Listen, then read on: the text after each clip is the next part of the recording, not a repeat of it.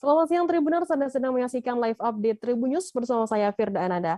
Siang ini kan kami sajikan informasi terkini dan menarik untuk Anda yang dilaporkan secara langsung oleh reporter kami di lapangan. Dan inilah live update selengkapnya. Kita ke berita pertama, Saudara, jembatan gantung di Dusun Saluki, Desa Omu, Kecamatan Gumbasa, Kabupaten Sigi putus. Putusnya jembatan tersebut disebabkan terkena alat berat yang sedang menimbun pinggiran sungai. Kepala Dusun 3 Saluki, Desa Omu, John Locke menuturkan kejadian bermula saat satu alat berat jenis ekskavator sedang melakukan penimbunan sekitar jembatan bagian barat. Namun tak sengaja alat berat tersebut mengenai labrang jembatan sehingga sontak jembatan gantung langsung terputus. Informasi lebih lengkapnya akan disampaikan oleh rekan jurnalis kami. Dari Tribun Palu ada Salam yang akan melaporkannya. Silakan rekan Salam. Baik, terima kasih rekan Firda dan Tribuners sekalian. Benar sekali dapat kami informasikan jembatan gantung di Dusun Saluki, Desa Omu, Kecamatan Gumbasa di Kabupaten Sigi itu terputus Senin sore 11 April kemarin. Putusnya jembatan itu diakibatkan bagian barat terkena alat berat yang sedang menimbun pinggiran sungai tersebut.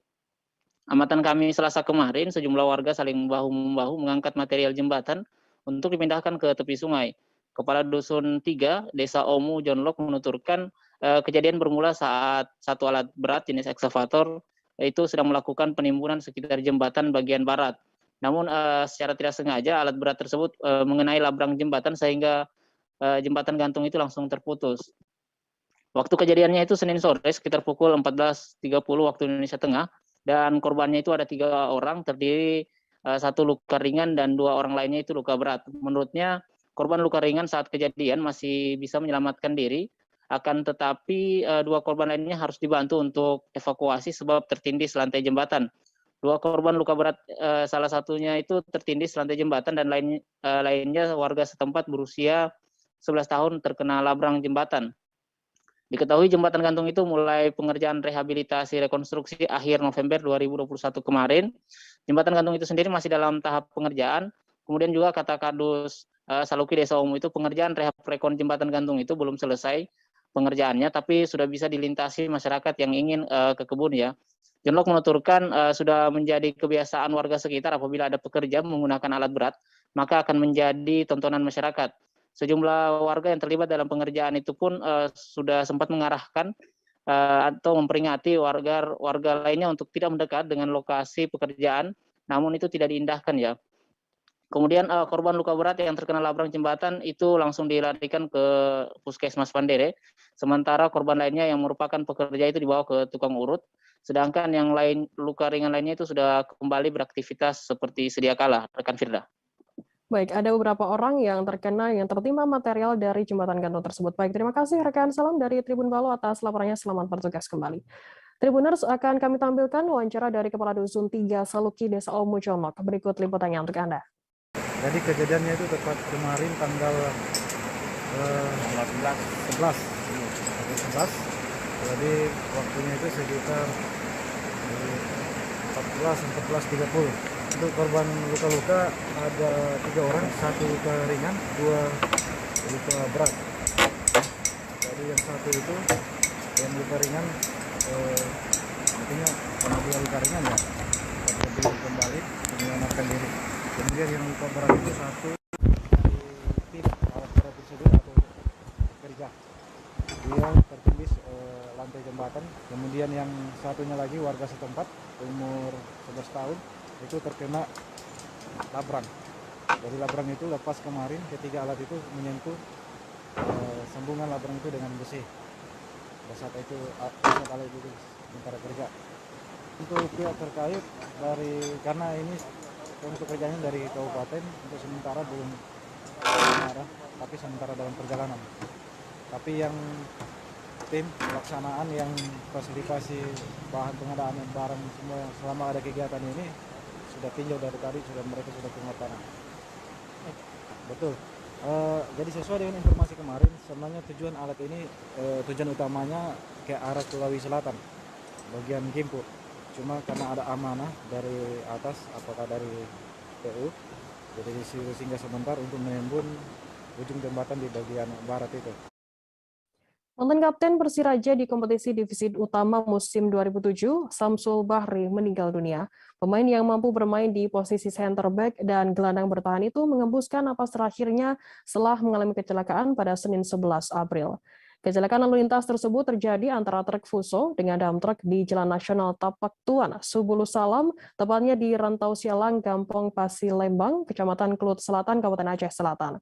Akibat kecelakaan tersebut, Samsul Bahri, penumpang dam truk asal Desa Sidorejo, Kecamatan Medan Tembung, Kota Medan, Sumatera Utara, dilaporkan meninggal dunia di lokasi kejadian. Informasi lebih lengkapnya akan disampaikan oleh rekan jurnalis kami dari Serambi News Indonesia, ada Taufik Sos yang akan melaporkannya. Silakan rekan Taufik.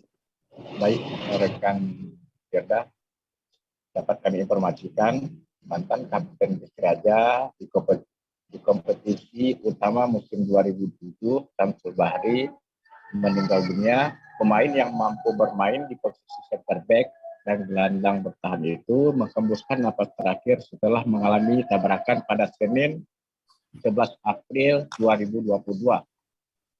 Kecelakaan lalu lintas terjadi antara truk Fuso dengan dam truk di Jalan Nasional Tapak Tuan, Subulus Salam, tepatnya di Rantau Sialang, Gampong Pasilembang, Kecamatan Kelut Selatan, Kabupaten Aceh Selatan. Akibat kecelakaan ini, Samsul Bahri yang kala itu menumpang dam truk asal Desa Sidoarjo, Kecamatan Medan Tembung, Kota Medan, Sumatera Utara, dilaporkan meninggal di lokasi kejadian. Kapolres Aceh Selatan AKBP Adar Ardanto Nugroho yang dikonfirmasi melalui Kasat Lantas itu Alfian Syahril membenarkan adanya kejadian itu. Ia mengatakan kejadian yakni sekira pukul 11.30 WIB. Kendaraan yang terlibat laka lantas tersebut yakni mobil angkutan barang jenis Mitsubishi dump truck nomor polisi BL8630CA warna hitam dengan Mitsubishi Cold Diesel nomor polisi BK8394FY warna kuning. Mobil Mitsubishi dump truck dikemudi Bukhari R, warga Gampong Belang Dalam, Kecamatan Babarut, Kabupaten Aceh Barat Daya. Sedangkan mobil Mitsubishi Cold Diesel dikemudi Nopriadi, warga Gampung Kapasusak, Kecamatan Trumon, Kabupaten Aceh Selatan dengan penumpang Samsul Bahri, warga Desa Sidorejo, Kecamatan Medan Tembung, Kota Medan. Kasat Lantas kala itu menjelaskan saat kejadian dam truk melaju dari arah Tapak Tuan menuju arah Subulus Salam dengan kecepatan sedang.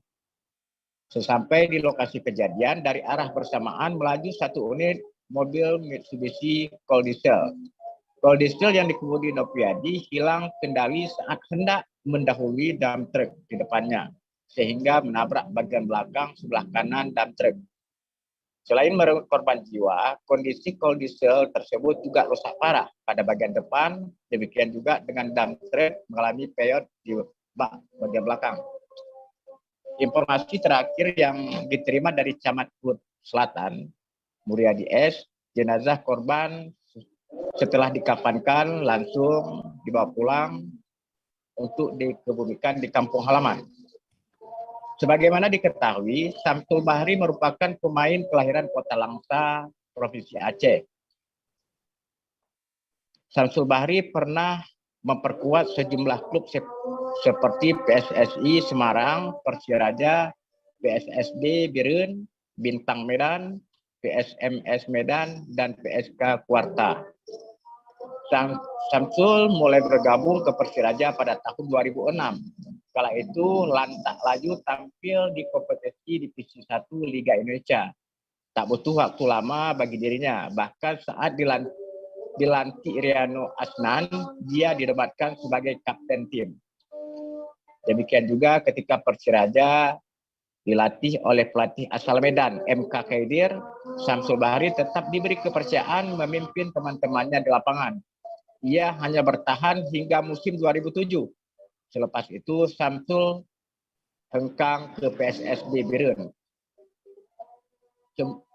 semusim bersama PSSB, ia kembali membela Persiraja. Usai berwarawiri di klub Aceh, akhirnya Samsul memutuskan untuk meniti karir bersama tim-tim di Sumatera Utara. Setelah memutuskan gantung sepatu, Samsul tetap tak bisa dari lapangan hijau, tak bisa lepas dari lapangan hijau. Dia lebih banyak bermain sepak bola bersama tim legend sepak bola Sumatera Utara. Demikian rekan Firda. Baik, terima kasih rekan Taufik Sus dari Serambi News Indonesia atas laporannya. Selamat bertugas kembali. Kita beralih ke informasi selanjutnya, Saudara. Sebanyak 500 pedagang pasar Turikale, ex Pasar Sentral, diminta untuk pindah sementara ke Pasar Tramo. Mereka diberikan waktu hingga Minggu 17 April. Wakil Bupati Maros Suhartina Buhari mengatakan tenggat waktu pedagang untuk pindah sebenarnya sudah lewat. Namun setelah ditinjau hingga Selasa 14 April, masih banyak pedagang yang belum pindah. Informasi lebih lengkapnya akan disampaikan oleh rekan jurnalis kami dari Tribun Timur, ada Nurul Hidayah yang akan melaporkannya. Silakan rekan Nurul. Halo, selamat pagi Firda, selamat siang Tribuners.